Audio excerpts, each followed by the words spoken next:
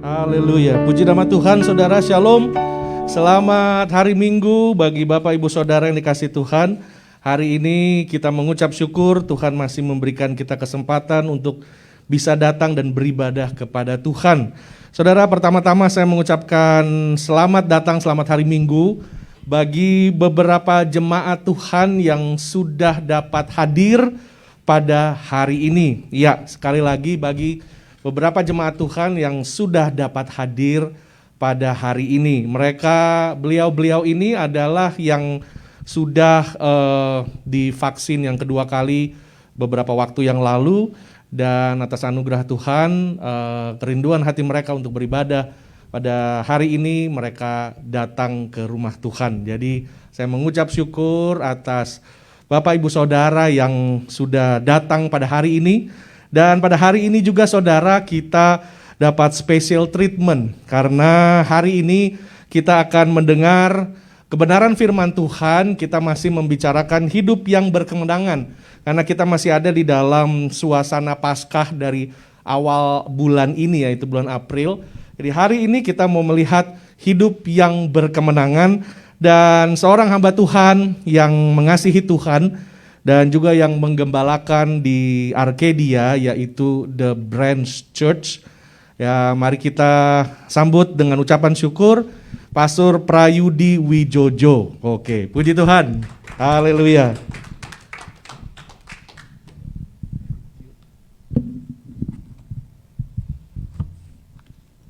Puji Tuhan, saya izin buka mes ya. Haleluya. Shalom. Senang bisa melihat Om, Tante, Bapak, Ibu, Saudara semua, juga Pak Semi, Bu Peggy boleh kembali dari Utah dengan selamat. Oleh-olehnya masih ditunggu. Bercanda Pak ya. Sekali lagi kita masih memasuki di dalam suasana Paskah ya. Kita masih merayakan kebangkitan daripada Tuhan Yesus Kristus. Amin.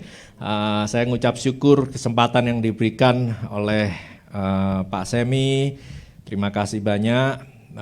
Juga nanti kita ngopi lagi ya Pak ya. Ngopi lagi Pak ya. Doyannya ngopi saudara, jadi kita sama-sama suka ngopi. Tapi kita bicara dengan Paskah, firman Tuhan, kebangkitan Tuhan Yesus, itu ya sudah pasti kita bicara soal sebuah kemenangan ya. Kita bicara soal bukan cuman menang saja, tapi mengalahkan sesuatu yang tidak bisa dikalahkan oleh apapun juga selain Tuhan Yesus Kristus, yaitu mengalahkan maut. Amin. Sebab itu kita memperoleh suatu anugerah yang demikian besar sehingga kita bisa menghadap tahtanya dengan keberanian. Bukan karena kita yang kuat, gagah, yang hebat, tapi karena pekerjaan Yesus di kayu salib membuat kita dilayakkan untuk dapat menghadap tahta Tuhan Yesus. Amin. Jadi sore hari ini saya ingin membahas sedikit saudara soal hidup berkemenangan. Yang saya sudah, haleluya, yang saya sudah ikuti juga dari khotbah minggu lalu. Saya nyontek sedikit juga, jadinya saya ikut dalam konteks yang diberikan oleh Pak Semi di hari Minggu yang lalu ini. Dia bicara melalui Lukas pasal 22 ayat 39, yaitu mengenai sebagaimana biasanya ya. Sorry kalau bahasa Indonesia saya ini agak sedikit-sedikit nggak karuan, karena Inggris saya nggak jago, udah lama di Amerika, belum jago-jago amat, tapi Indonya mulai hilang saudara, jadi saya bingung ngomongnya apa gitu. Tapi nggak apa-apa ya, saya percaya Roh Kudus akan mengilhamkan pengertian pada saudara sore hari ini. Ayat 39 ini dikatakan, lalu pergilah Yesus keluar kota dan sebagaimana biasa ia menuju Bukit Zaitun, murid-muridnya juga mengikuti dia. Jadi memang Pak Semi katakan ada kebiasaan daripada Tuhan Yesus yang dia bukan cuma sekali-sekali melakukan, tapi dia dengan konsisten, dengan sebuah pola kehidupan, sebuah pola kebiasaan, habit yang sudah menjadi bagian dari hidupnya. Yaitu dia menuju ke Bukit Zaitun. Seringkali firman Tuhan katakan dia juga mempunyai kebiasaan untuk selalu menyendiri, saudara. Menyendiri itu artinya bukan jadi loner ya, bukan jadi orang yang aneh, enggak. Tapi dia mengambil waktu atau menyimpan waktu, mempunyai kebiasaan untuk di tengah hiruk pikuknya apa yang terjadi dengan keramaian, dengan dunia ini, dengan segala macam politik dan semuanya, dia selalu mengambil waktu menyendiri sebagaimana dia punya kebiasaan ini untuk apa, saudara? Untuk kembali recharge ya, kembali di charge ulang. Yaitu dia connect kepada Bapa. Sebab semua yang Yesus lakukan bukan dari dia sendiri, tapi adalah semua semata-mata dari apa yang Bapa ingin dia lakukan. Amin. Jadi kemarin seminggu yang lalu kita bicara mengenai ada dua kebiasaan, yaitu kebiasaan yang baik dan kebiasaan untuk selalu berdoa. Ya Pak ya, benar ya Pak ya. Kalau salah ya nggak apa-apa ya Pak ya. Dibenarkan minggu depan Pak. Kebiasaan yang baik dan kebiasaan untuk berdoa. Kalau kebiasaan yang baik, saya rasa saya masih banyak harus belajar semua ya dari Bapak Ibu semua di sini pasti punya kebiasaan yang luar biasa. Setia mau berbakti, menyempatkan waktu setiap minggu, saya sih salut. Saya percaya banyak dari generasi anak-anak muda perlu banyak belajar. Ya, saya lihat kalau di zaman yang sedikit mendahului, ya. Itu biasanya kita tidak gampang membuang barang, saudara.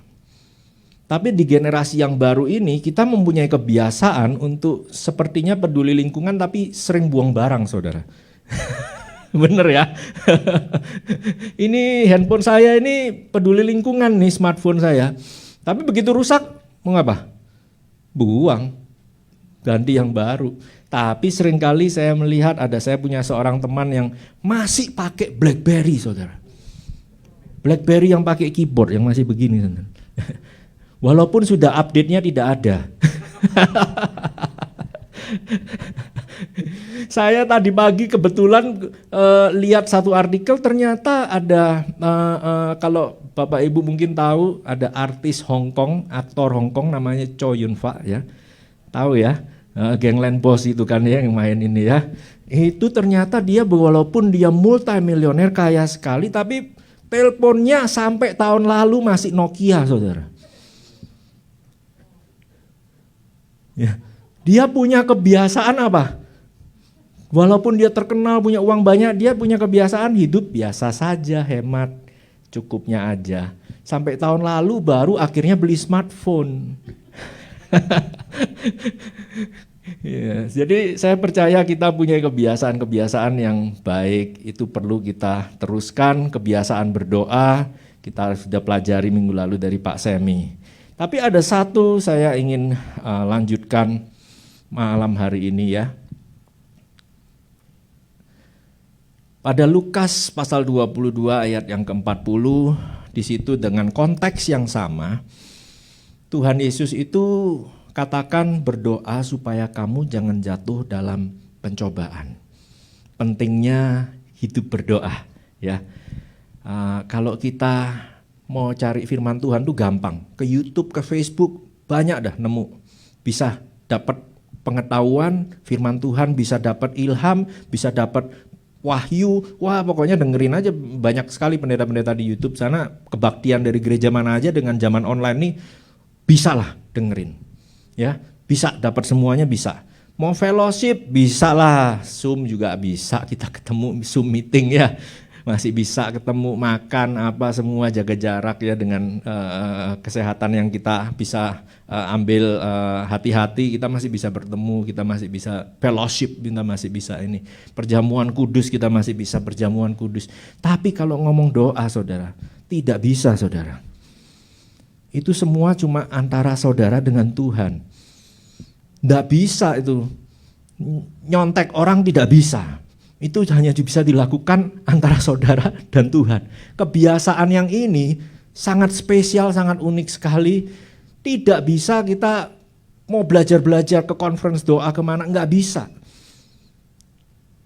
Cuma satu solusinya, lakukan saja. Jadi doa ini paling tidak ada gunanya kalau tidak dilakukan. Belum selesai ngomong, jangan kaget. Doa ini tidak ada gunanya, jangan di stop ya, nanti di stop masuk fake news ya. Waduh, Pastor Prayudi bilang doa tidak ada gunanya kalau tidak dilakukan. Amin. Jangan diedit ya Nano di belakang. Waduh, nanti diedit repot nih. Karena kalau kita tidak berdoa, kita akan kalau kita tidak sebuah carang tidak lekat dengan pohonnya, kita tidak akan bisa berbuat apa-apa. Kita akan mudah berjaga-jagalah, berdoalah. Kita katakan firman Tuhan katakan di sini, roh itu penurut tapi daging lemah. Nah, kalau kita bicara soal kebiasaan, kita tidak bisa tuh doain pastor biar sabar. Nggak bisa, saudara. Rohnya sih penurut, tapi ini sabar tuh masalah daging, saudara. Saya ini gampang marah. Doain, waduh, saya baptis mau dimasukin di kolam renang di dalam air 5 menit sampai bleb-bleb hampir sekarat juga keluar masih tambah lebih marah lagi. Pastor, kenapa kok lama sekali saya dimasukkan ke dalam air? Lebih gampang marah lagi. Roh kita memang penurut, tapi kalau bicara kebiasaan itu daging kita ini loh lemah. Ya, enggak tahu dengan Bapak Ibu, tapi saya sendiri sih lemah sekali, saudara. Kalau apalagi kalau lihat, waduh, namanya elektronik ya, enggak tahu kalau Pak Semi mungkin mobil ya. Pasti kita punya kelemahan ini, satu ini daging kita, amin. Tapi maka itu kita belajar untuk terus berdoa. Malam hari ini saya ingin bicara tentang satu kebiasaan yang menurut saya paling susah untuk dirubah. Mari kita bacakan di firman Tuhan ini. Sebelum itu mari kita berdoa. Amin. Bapa, terima kasih untuk urapan Roh Kudus di tempat ini yang akan membantu kami mengerti daripada firman-Mu.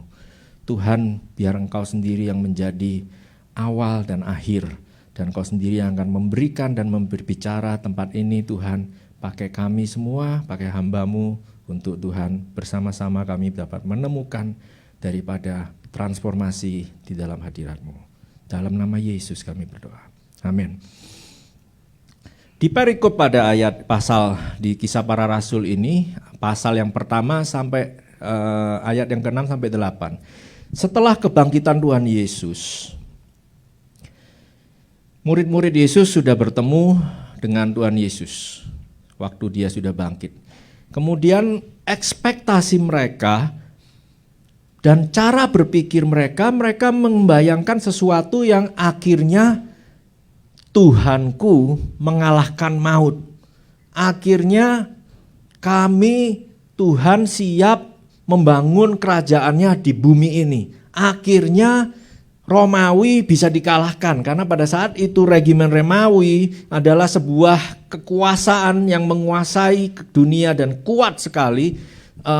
Dinasti empire-nya Romawi ini, sehingga mereka itu ditekan dan mereka merasa ini sekarang waktunya. Itulah yang mereka tanyakan kepada Tuhan Yesus, tanyakan, Tuhan, maukah Engkau pada masa ini memulihkan kerajaan bagi Israel?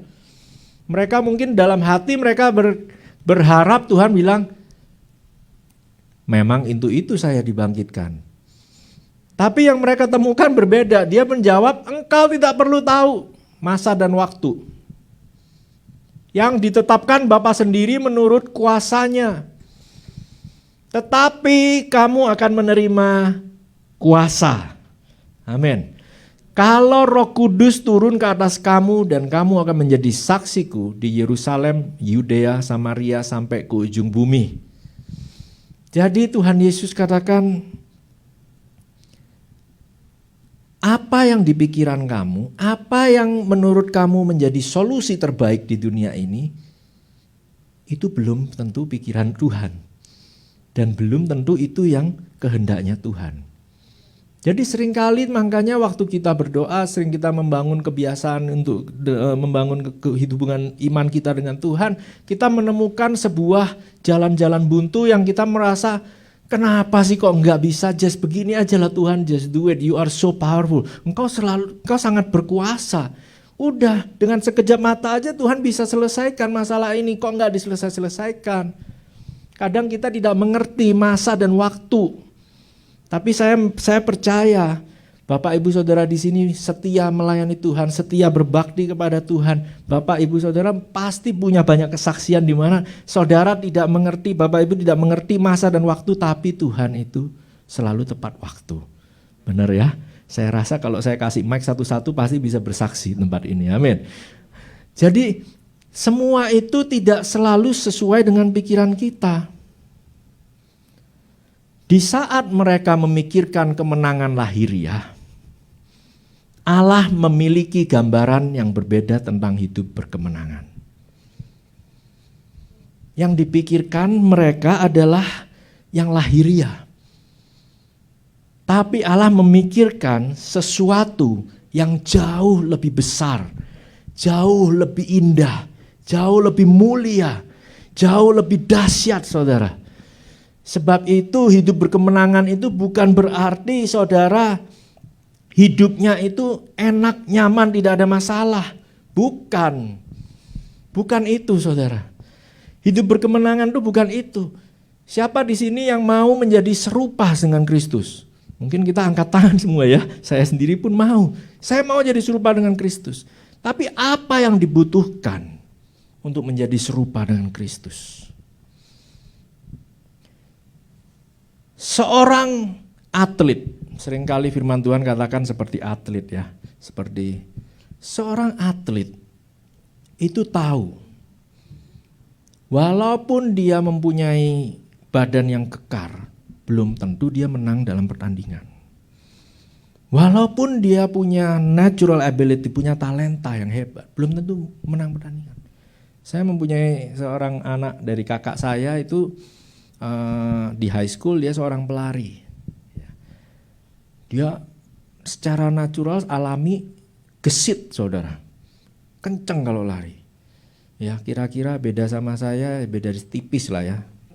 Tipis lah, kalau 100 meter dia 10 detik, saya ya semenit lah gitu. Belum encoknya. Cepat saudara. Tapi walaupun dia paling cepat di sekolahnya, waktu tanding dengan sekolah lain dia nggak menang.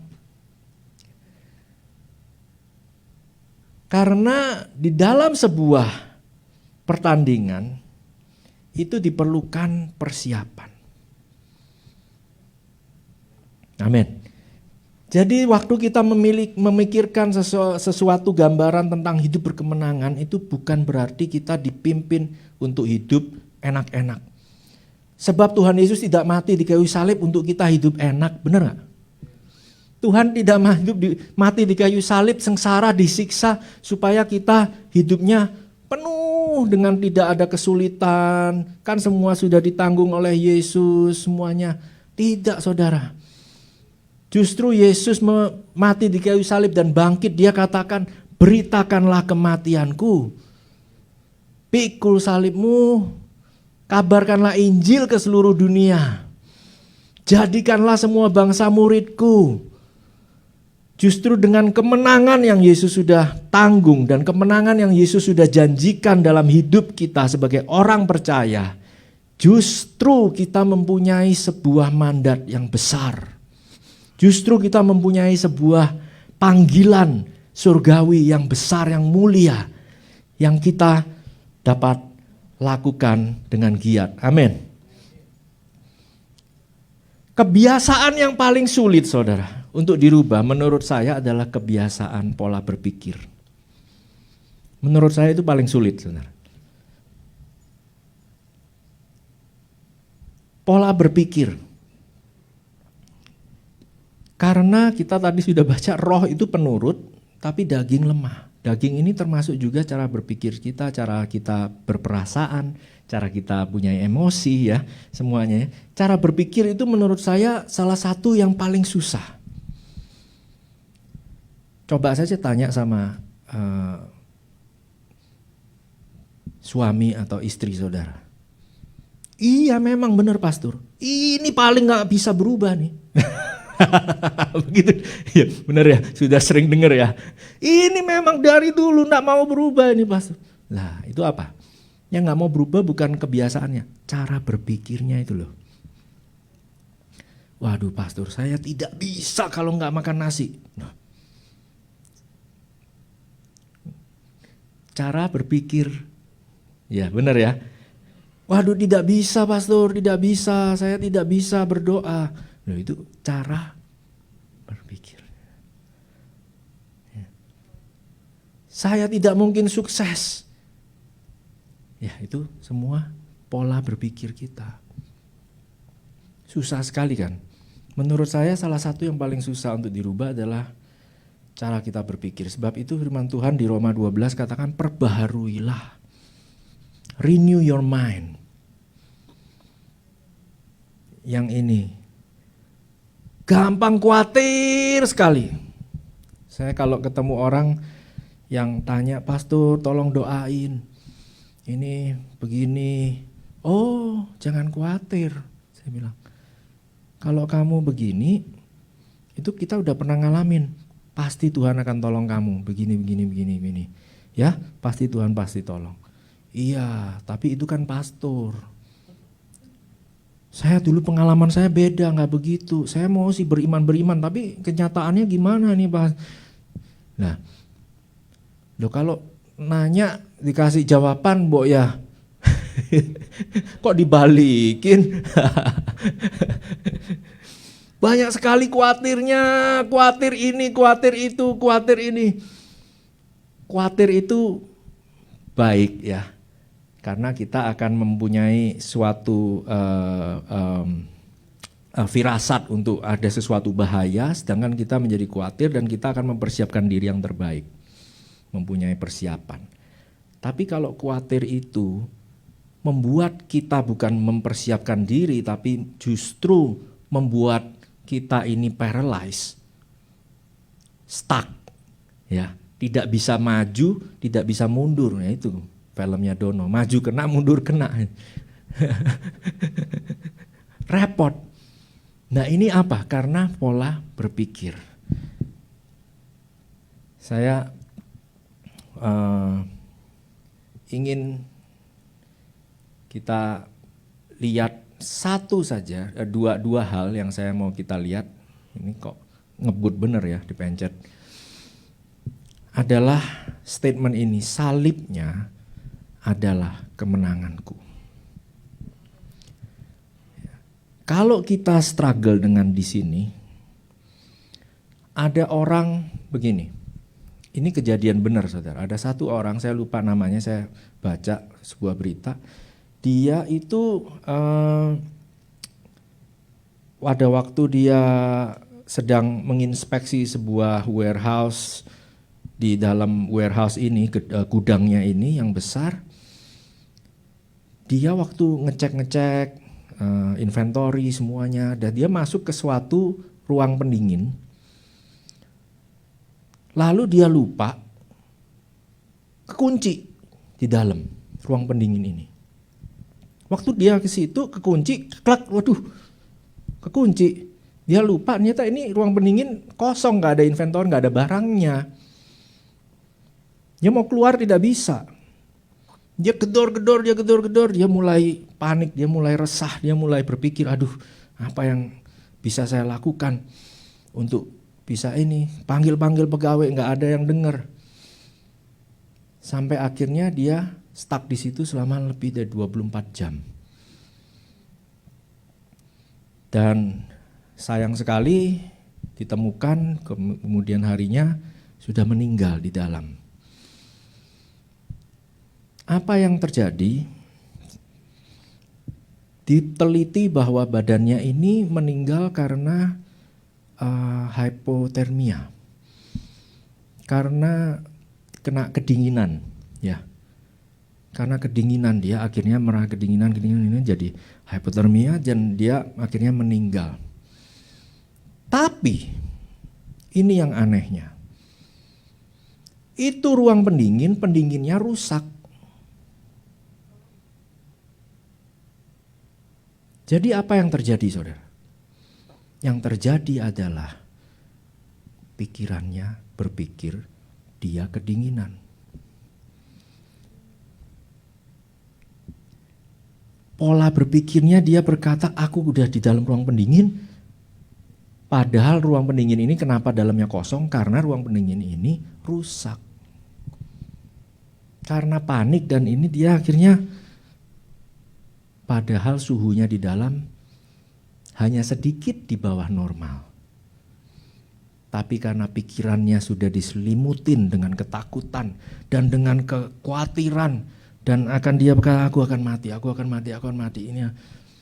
Sehingga dia mati.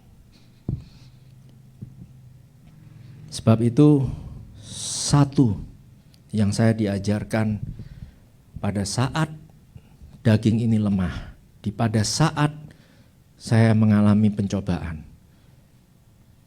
Nomor satu, lihat salib Kristus.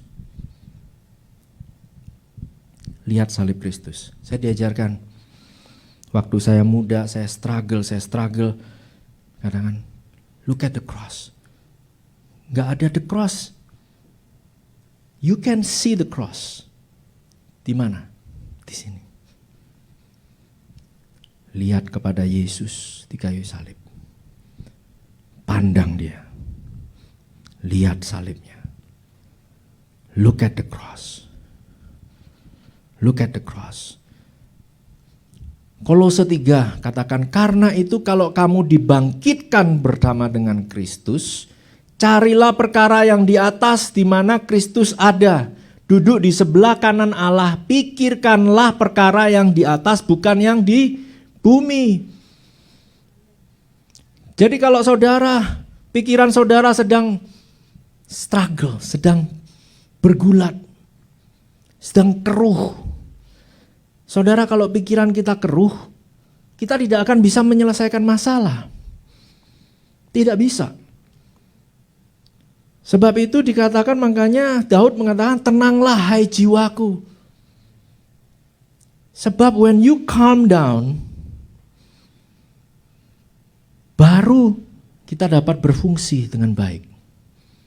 Demikian juga dengan iman kita. Kita bisa memiliki iman yang luar biasa, sepertinya bisa quote firman Tuhan, bisa berkhotbah seperti di depan saya seperti ini. Bukan berarti saya nggak punya masalah, saudara, banyak masalahnya.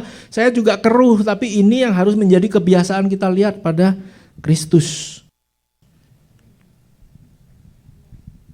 Waktu saya merasa dikhianati, saya melihat pada Kristus. Apa yang saya lihat waktu saya menutup mata berdoa kepada Tuhan, saya melihat salib Kristus. Apa yang saya lihat? Saya melihat pengkhianatan.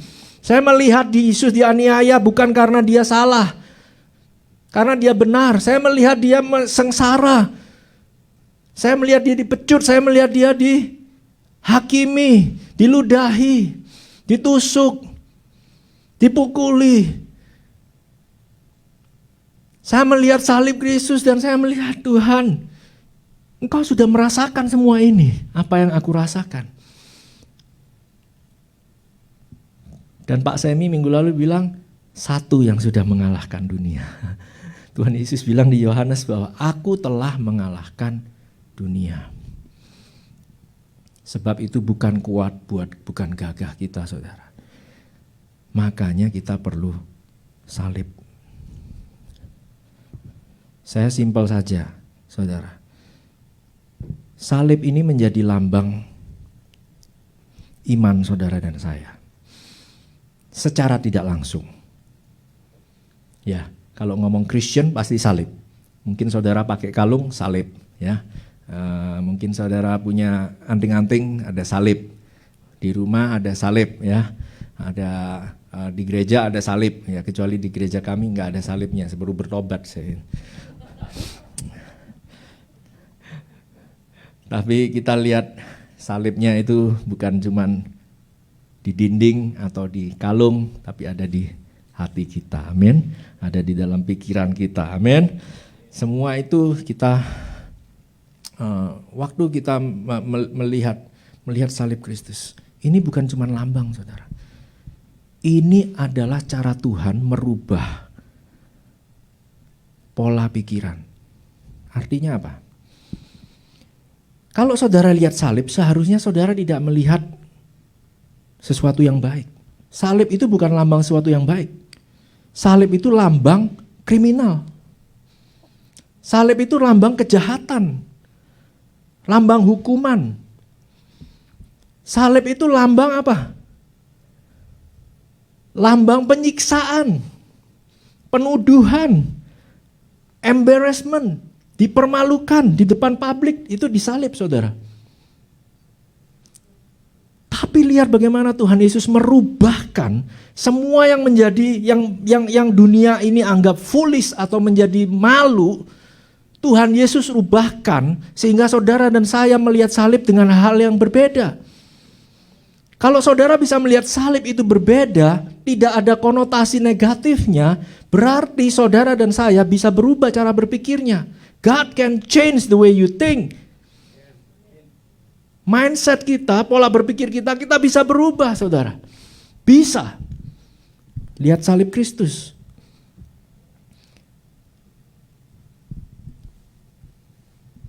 Yesus disalibkan, yang seharusnya adalah lambang kematian, Tuhan rubahkan menjadi sumber kehidupan. Sumber kasih karunia. Di atas kayu salib, yang artinya no mercy, slow death.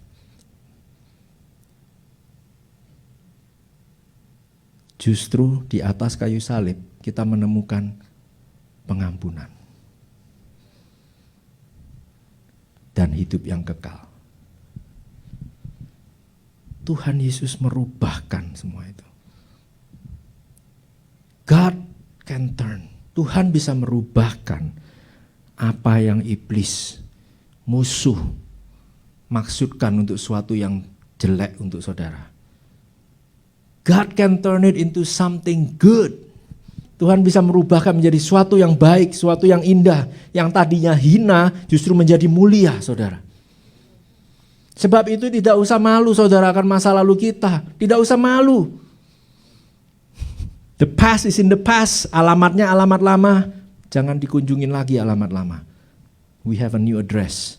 We have a new destination. Kita mempunyai panggilan yang mulia, yaitu pada panggilan surgawi dalam Kristus Yesus. Amin. Lihat salibnya, saudara. Paulus katakan, aku menawan pikiranku. Segala pikiranku aku menawan dan menaklukkannya kepada Kristus. Kepada Kristus. Yang kedua, saudara, saya skip ya. Yang kedua, yang pertama adalah lihatlah salibnya. Yang kedua, latihlah beribadah. Ya. Latihlah dirimu beribadah. Firman Tuhan katakan di 1 Timotius 4 ayat 7-8, latihlah dirimu beribadah, latihan badani terbatas gunanya, tapi ibadah itu berguna dalam segala hal, karena mengandung janji baik untuk hidup ini maupun untuk hidup yang akan datang. Bicara sebuah kebiasaan. Kebiasaan jasmani itu baik, saudara. Untuk hidup ini baik. Tapi kebiasaan untuk latihan beribadah itu bukan baik cuman untuk hidup ini, tapi juga untuk hidup yang akan datang. Forever. Saya lihat di sini Pak Aseng ini fit ya. Kayaknya nge-gym ya Pak ya. Golf ya. Oh aduh. Saya perlu coba nih golf nih. Cuman repot nih saya jadi caddy-nya kalau golf. Mahal, saudara. Kita melatih badan kita itu baik. Punya kebiasaan disiplin yang jasmani, lahiriah, itu baik. Tapi jangan stop di sana. Kita harus mempunyai kebiasaan disiplin secara rohani. Gitu. Maka itu diajarkan kebiasaan berdoa, kebiasaan baca firman, kebiasaan ini. Udah tidak ada excuse lagi saudara. Walaupun Alkitab yang secara buku dibolak-balik sudah jarang ya. Buletin-buletin biasanya keselip-selip di dalamnya Alkitab ya. Kalau dulu ya kita bawa-bawa Alkitabnya sampai hancur-hancur, robek-robek. Kita bawa catatan ya. Ada yang gambar-gambar di dalam Alkitab juga. Macam-macam dah. Tapi sekarang udah zamannya sudah berbeda. Kita bisa mempelajari firman Tuhan dengan mudah sekali. Pastor Semi bahkan tiap hari ada renungan seharian saudara. Tiap hari saudara. Enak sekali, ya kan? Lebih banyak lagi Pak. Jadi setiap ini kita dapat mempunyai sebuah gampang dapat makanan rohani. Gampang. Jadi apalagi udah begini harusnya kita harus lebih melatih diri lagi untuk bertumbuh dalam Tuhan. Amin. Waduh lagi pandemik Pastor. Again, kita coba lihat pola berpikir kita. Amin. Ya. Waduh saya gak berani kesini kesana. Gak berani. Kalau makan aja baru berani Pastor. Karena tubuh ini perlu makan Pastor. Daging ini lemah. Kita lihat saudara bahwa saudara tahukah bahwa pentingnya kita mempunyai pola berpikir yang baik, melatih diri beribadah ya. Sebab firman ini bukan firman Tuhan, ini Craig Groeschel katakan it is not what you do occasionally that will make a difference. Bukan yang saudara lakukan sekali-sekali yang akan membuat dampak. Tapi apa yang saudara lakukan secara konsisten itu yang akan membuat dampak, saudara. Jadi misalnya kita berdoa, aduh Tuhan bicara sama saya. Kapan? Waktu kira-kira 15 tahun yang lalu. Waduh. Jarang-jarang. Ya. Mari kita membangun kebiasaan di mana kita bisa secara setiap hari diperbaharui terus. Badaniah kami merosot, firman Tuhan. Paulus katakan, badaniah kami merosot. Badan ini pasti merosot, makin tua makin lemah. Tapi rohnya diperbaharui dari hari ke hari. Amin. Sebab itu pentingnya kita mempunyai suatu konsisten. Latihlah beribadah. Saya pernah kenal seorang pelari maraton. Saya bilang sama dia, kamu kan sudah sering lari maraton. Ikut ke Boston, ke Chicago, ke New York, ikut kemana-mana internasional, dia lari maraton.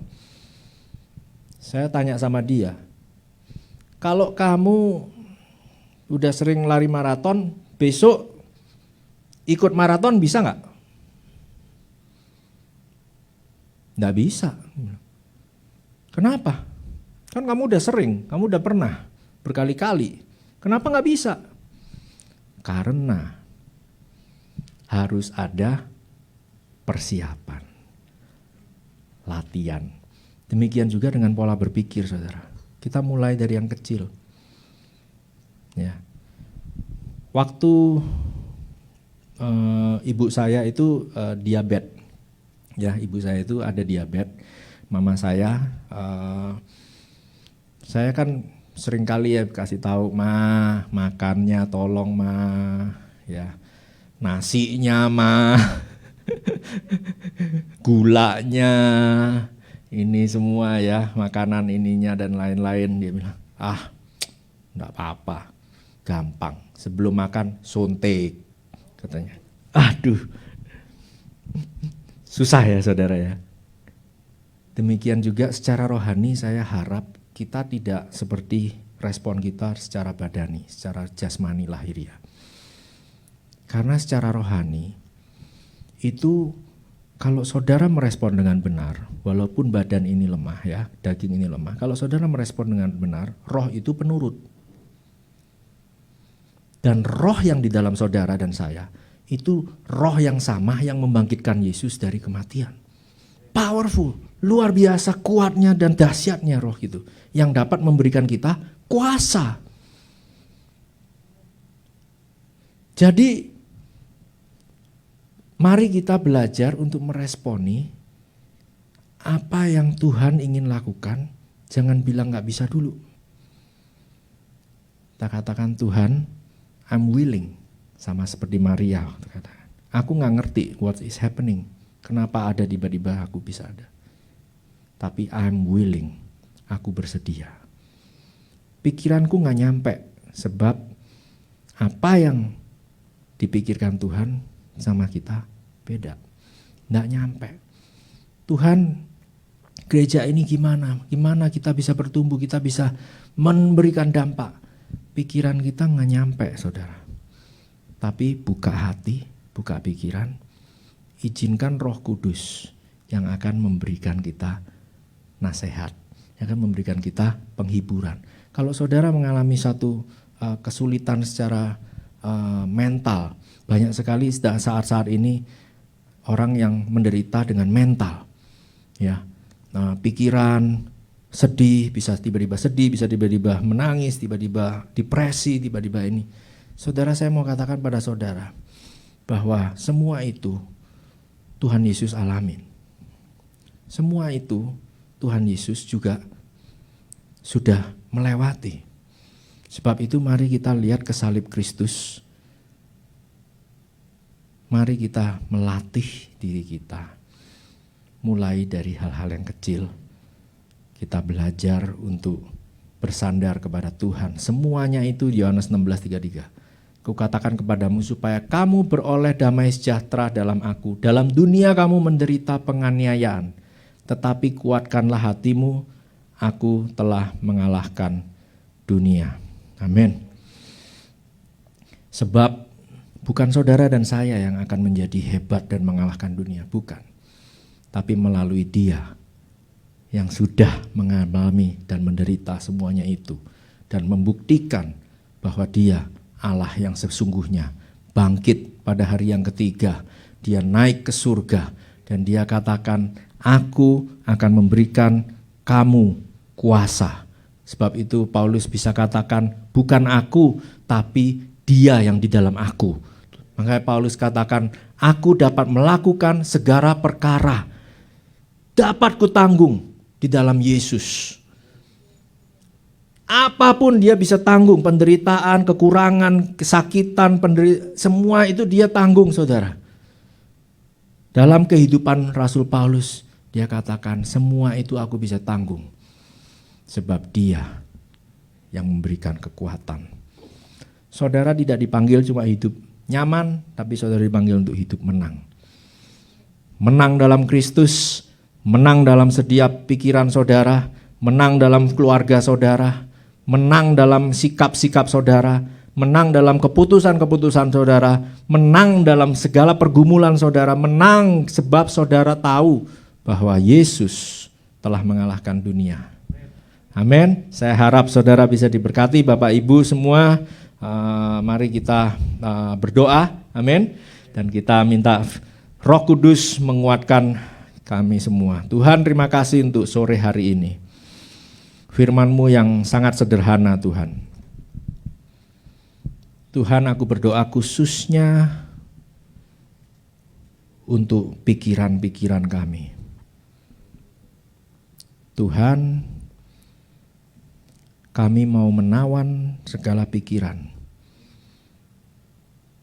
Segala pikiran, segala suara-suara, segala hal-hal yang negatif, semua yang sudah benih-benih yang ditanam oleh iblis.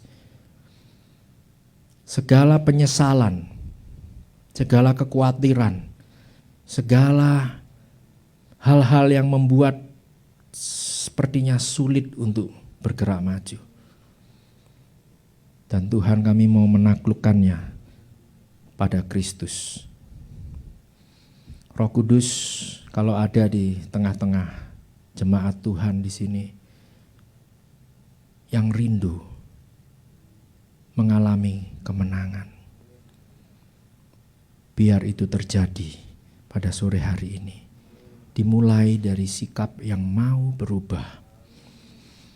Tuhan, sudah banyak Tuhan pewahyuan, sudah banyak firman-Mu. Mungkin kami sudah ribuan kali ke gereja. Cuma satu yang dibutuhkan Tuhan saat ini. Do you want to change? Maukah saudara Bapak Ibu berubah? Diubahkan oleh Yesus. sampai kedatangan yang kedua kalinya, atau mungkin kami yang menyusul terlebih dahulu menghadap Tuhan, terus mempunyai sikap yang mau dirubahkan. Terima kasih Tuhan, biar Tuhan firman-Mu melekat dalam hati kami dan mengingatkan terus Roh Kudus, Engkau roh yang lembut, roh yang penuh dengan Tuhan, kasih Tuhan yang terus mengingatkan kami semua.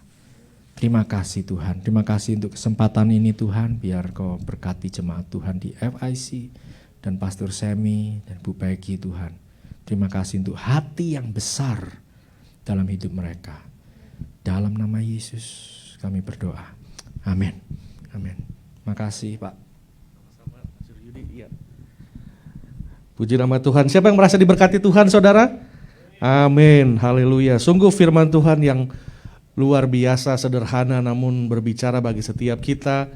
Kita berdoa saudara, biarlah dalam hari-hari ini Tuhan akan terus bekerja, akan merubah pikiran kita, merubah cara berpikir, cara pandang, dan segala sesuatu supaya kita semakin menjadi seperti Kristus. Amin saudara. Haleluya. Sekarang ini kita akan mendengarkan beberapa pengumuman. Nanti saya berikan kepada Pak Samuel Gosal, silakan.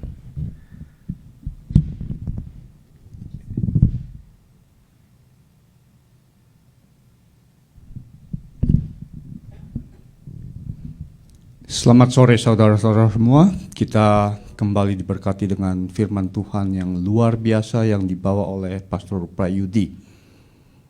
Beberapa waktu yang lalu saya melihat WhatsApp dari Pastor Semi tentang seekor kerbau yang ada ring di hidungnya. Kalau kita lihat kerbau itu besar sekali ya. Kalau dia mau melakukan sesuatu kepada kita tuh gampang sekali sebenarnya. Tetapi dengan ring yang di hidungnya itu, sepertinya itu dia itu gampang sekali kita suruh kemana gitu, melakukan apa gitu, sepertinya nurut aja terus. Dan itu tuh seperti waktu anak saya kecil, saya lihat satu film kartun yang namanya Dumbo. Dumbo itu ceritanya gajah yang bisa terbang dengan kuping yang lebar itu. Dan ada tikus yang bilang, kamu nih pegang aja nih satu helai feather dan kamu bisa terbang. Dan ternyata tanpa feather itu Dumbo bisa terbang. Sama dengan kerbau yang Pastor Semi kirim ke WhatsApp itu, sebenarnya kerbau itu tanpa ring itu sebenarnya binatang yang kuat sekali, yang mampu melakukan apa juga. Tetapi karena seperti Pastor Prayudi bilang pada hari ini bahwa pikiran itu yang membuat kita semua menjadi lemah. Sebenarnya pikiran itu bisa dilatih untuk menjadi sesuatu yang luar biasa yang Tuhan berikan kepada kita. Dan hidup di dalam kemenangan. Tuhan Yesus mati untuk kita, untuk membawa kemenangan, merubah kematian menjadi kehidupan kekal. Beberapa waktu yang lalu saya mengunjungi seorang ladies yang kena cancer, dan saya sedih sekali karena dia bilang begini sama saya, karena dia itu saudara seiman, dan dia bilang, Pak Aseng, saya ini nggak mau mati, saya takut mati sebenarnya. Saya sebenarnya sedih mendengar itu, karena di dalam pikiran saya, kalau kita percaya kalau Yesus itu telah mengalahkan maut, kita udah nggak takut lagi dengan kematian. Karena kita akan dibangkitkan dan berjalan kehidupan yang kekal. Tapi buktinya dia bilang, saya ini takut mati sebenarnya. Itu membuat saya merasa sedih sebenarnya. Tetapi saya berdoa dengan dia dan saya bilang, Tuhan itu akan selalu berserta ibu dan akan memberikan kebangkitan kepada saudara kita itu. Dan saya sih selalu berdoa kalau nasihat saya atau encouragement saya itu masuk di dalam otaknya dan merubah semua apa yang dia takutkan begitu. Dan pada hari ini kita diberikan firman yang supaya kita tuh mempunyai satu pikiran, kalau pikiran itu kita itu bisa merubah semuanya. Jadi kita kembali diberkati dengan firman Tuhan yang luar biasa. Saya berdoa supaya saudara-saudara semua diberkati dengan firman ini dan selalu ingat kalau Tuhan itu mampu menolong saudara-saudara melakukan apapun juga. Dan selanjutnya seperti biasa bawalah di dalam doa saudara-saudara untuk gembala kita, Pastor Sammy dan istrinya Peggy, untuk supaya mereka dipakai Tuhan lebih banyak lagi di dalam pelayanan mereka, dan juga untuk pada hari ini bawalah di dalam doa saudara-saudara untuk Pastor Prayudi supaya dia dipakai Tuhan lebih banyak lagi di dalam pelayanannya. Bawa juga di dalam doa saudara-saudara untuk supaya kita semuanya saling mengasihi, saling mendoakan satu sama lain, dan juga bawa di dalam doa saudara-saudara supaya semua saudara-saudara yang telah siap untuk datang ke gereja supaya mempunyai courage untuk do that. Bukannya bragging ya, tapi saya mau bilang, angkat jempol ke Pak Reddy. Rumahnya di Temekula, tapi enggak menghentikan dia atau doesn't slow him down untuk datang ke gereja. So, for us, there's no excuse. Welcome Pak Reddy dan Pak Teddy dan Ibu Leli yang pada hari ini mulai datang ke gereja, dan saya berharap untuk saudara-saudara yang lainnya juga untuk have the courage untuk have rindu akan Tuhan. Oke? Dan untuk selanjutnya untuk saudara-saudara yang terpanggil untuk memberikan perpuluhan, saudara-saudara bisa masuk di dalam faithfulfic@gmail.com dan bisa menggunakan Zelle atau Venmo. Dan untuk saudara-saudara yang terpanggil untuk memberikan cash atau cek bisa menghubungi saya. Nomor telepon saya ada di dalam screen saudara-saudara semua. Dan seperti Pastor Prayudi bilang, Pastor Sammy setiap hari mengadakan short firman yang pendek yang dinamakan T180 yang saudara-saudara bisa dengar. Itu adalah spiritual food that you can have every day. Setiap hari kita mempunyai makanan spiritual atau rohani yang kita bisa dengar dari T180. Dan setiap 2 minggu sekali kita melakukan Zoom di dalam care group kita. Dan the next Zoom care group kita pada tanggal 27 kalau nggak salah, next week ya. Jadi saudara-saudara bisa ikut di dalam Zoom care group kita. Dan juga setiap hari Rabu dan Jumat kita juga mengadakan spiritual praying untuk saudara-saudara yang membutuhkan praying atau doa bersama-sama. Mari kita lakukan bersama-sama setiap hari Rabu dan hari Jumat pada jam 8 malam. Dan seperti biasanya saudara-saudara bawa juga di dalam doa saudara-saudara untuk negara Amerika, yang saya rasa sangat penting untuk kita bawa di dalam doa kita. Bawa di dalam doa saudara-saudara untuk negara Indonesia dan negara Israel. Dan seperti biasanya diberkatilah saudara-saudara yang mendengarkan firman Tuhan pada hari ini dan tekun melaksanakannya. Happy Sunday everybody. Ya, puji Tuhan, terima kasih Pak Aseng. Sekali lagi atas jemaat Tuhan dan para pelayan Tuhan, kami mengucapkan banyak terima kasih kepada Pastor Yudi. Biarlah doa kami, Tuhan akan terus memakai hambanya, suami istri, anak-anak, dan juga gereja Tuhan, The Branch yang ada di Arcadia. Nah saudara kasih Tuhan, ini juga saya mengucapkan selamat datang kembali untuk Pak Teddy dan Ibu Leli. Wah, luar biasa.